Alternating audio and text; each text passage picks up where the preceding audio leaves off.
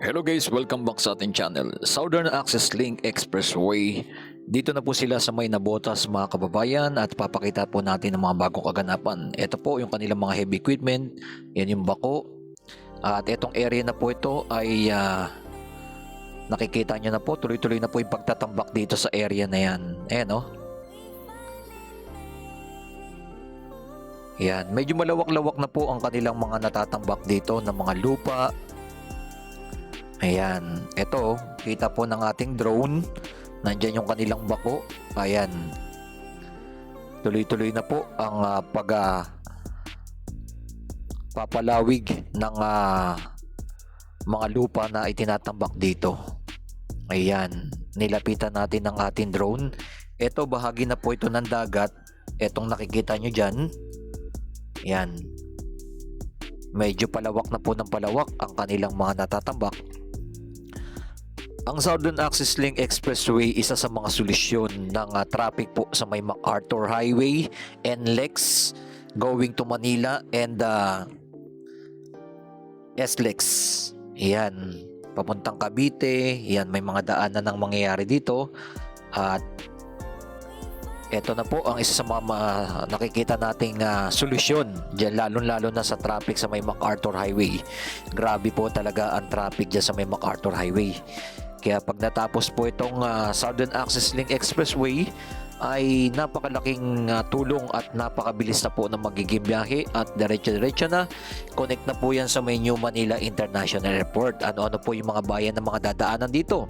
Itong Nabotas, Malabon, Valenzuela, yan, and papunta ng Bulacan.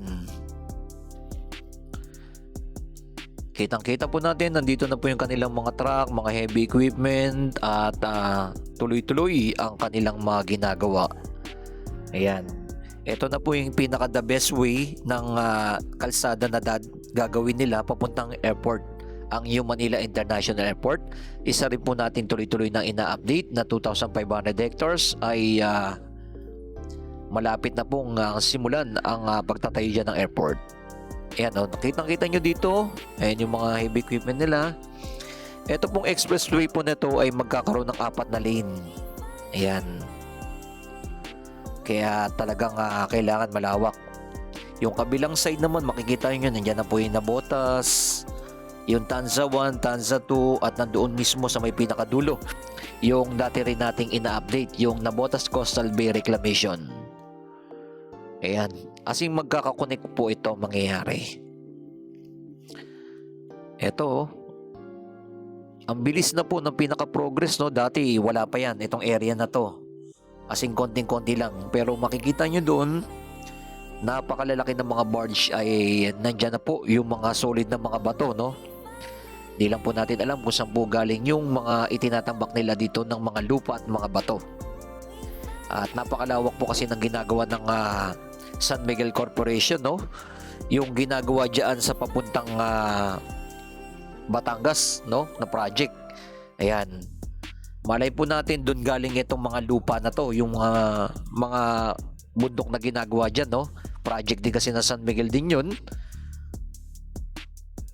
Kaya pwede itambak din dito. Ganun ang mangyayari. Ayan. Yung SLEX TR4. Merong mga bundok na pinapatag na doon sa area na yon. Doon dadaan po kasi ang expressway na yan. Meron tayong latest update na dyan. Yung SLEX TR4.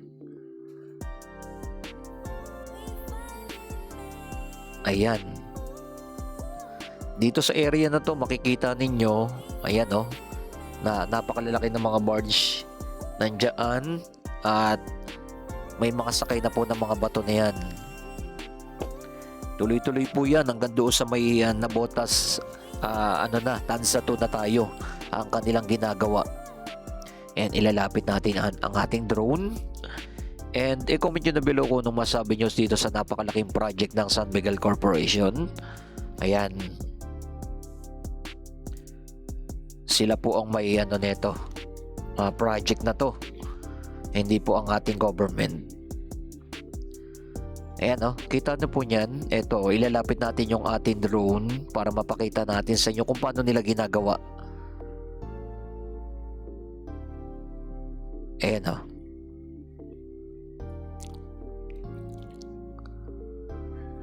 Ayan, ganito po pala yung kanilang ginagawa dyan. Itong area na to, tuloy-tuloy po yung pagbubuhos nila ng mga bato. Kita nyo yan guys, oh. Ganito na po yung kanilang ginagawa.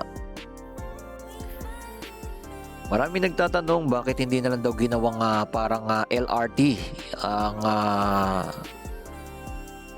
LRT1, yung mga naka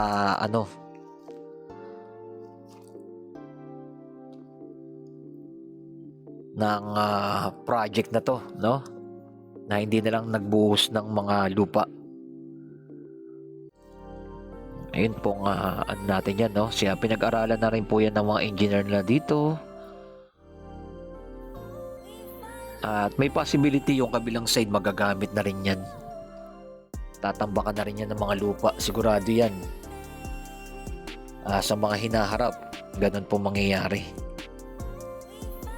Ayun. May mga nag-comment ng dito, comment dyan na below, may nagsasabi na isa daw to ito yung ginagawa ng lulubog ang Nabotas, Bulacan, pag mga ganitong tinatambakan. Ayan, i-comment yun na below. May mga nag-comment sa atin ng mga nakaraan, ganun po yung kanilang mga comment. Sa atin lang po, ipinapakita lang po natin yung kanilang mga ginagawang project, no? Yun lang po yung ating at pinaliparan natin ng drone. Medyo malayo-layo po itong area na to. Nasa umabot po ito ng kulang-kulang 2 kilometers. Ang layo na po ng kanilang mga nandun na. Ayan, hanggang doon sa may pinakadulo. Ayan. Wala na po kasing ibang madadaanan na papuntang airport, no? Hindi mahirap na po dumaan sa may Ubando. Napakakitid ng daanan sa MacArthur Highway.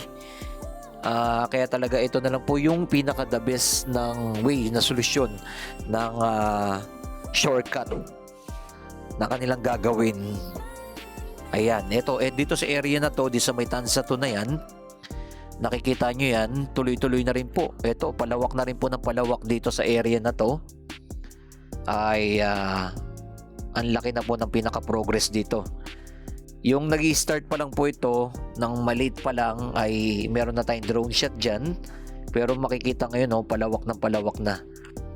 Ito na po yung mga lupa ng mga itinatambak, Ayan.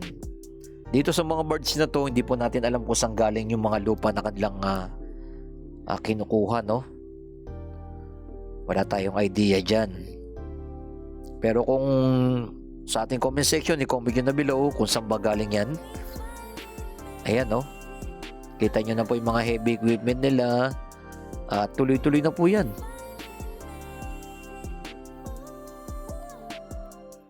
Ayan. Ang dire-diretso yan papunta sa may Nabotas landfill. Coconnect din po yan doon sa may pinakadulo.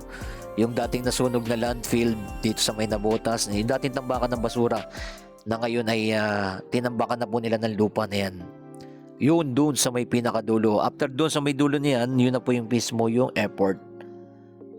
Yan ang ating mga latest update natin. Maraming salamat sa ating mga viewers, subscriber na lagi na sumusuporta kay Skywalk TV, at ipinapakita lang po natin yung mga infrastructure at mga nagagawa dito sa ating bansa. Okay, maraming salamat sa inyo lahat dyan. Keep safe palagi and God bless. Mabuhay ang ating bansang Pilipinas.